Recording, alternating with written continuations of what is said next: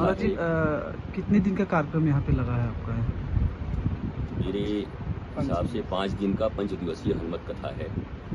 और ये कथा ऐसी नहीं है कि सिर्फ कथा जो हम जानते हैं वो सुन लिए। वर्तमान समय में हमारे जीवन में जितनी भी समस्याएं, हम तनाव में जी रहे हैं, डिप्रेशन में जी रहे हैं, हमें तकलीफें, हमारा देश, हमारा समाज कठिन परिस्थितियों से गुजर रहा है। हमारी सनातन सभ्यता और संस्कृति बहुत नीचे चली गई।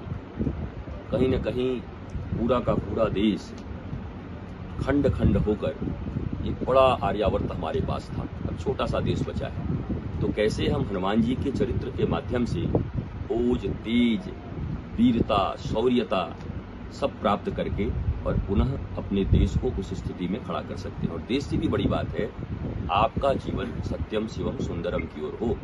जिस देश के लोग स्वयं अशांत हों, जिस देश के लोग स्वयं डिप्रेशन में हों, जिस देश के लोग स्वयं रोगी भोगी हों, वह देश कैसे विश्वगुरु बन सकता है?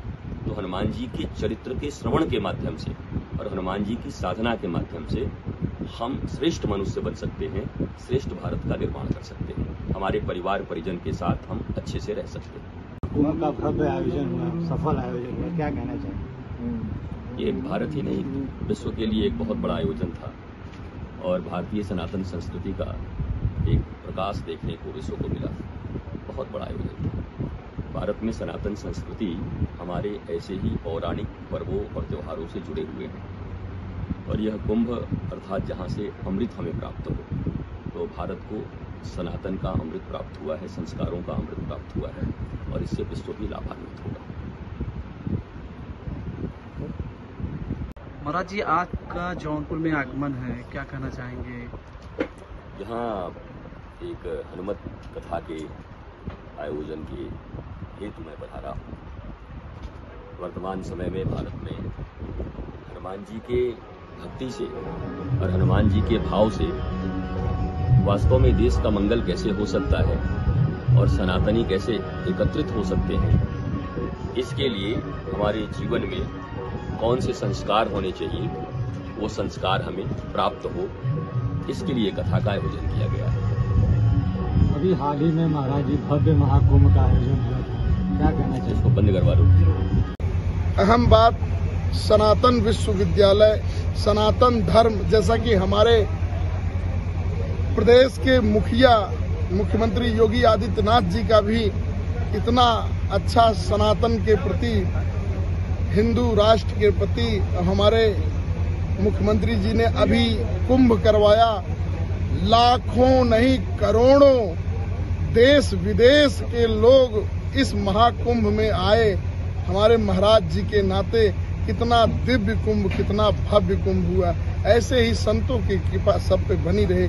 उसी का एक छोटा सा यहाँ पर जो हनुमंत कथा होनी है, उसमें भी महाराज जी का हिंदू और समस्त विश्व का, सारे देश का अच्छा संदेश जाए, अच्छा सबको आशीर्वाद मिले, हनुमान जी की कृपा मिले, इसीलिए ये कथा हो रही है। सब भाइयों में भाईचारा रहे, सबका कल्याण हो। मेरे गुरुदेव के मुखार बिंदु से सब लोग आकर के हनुमंत कथा का श्रवण करें।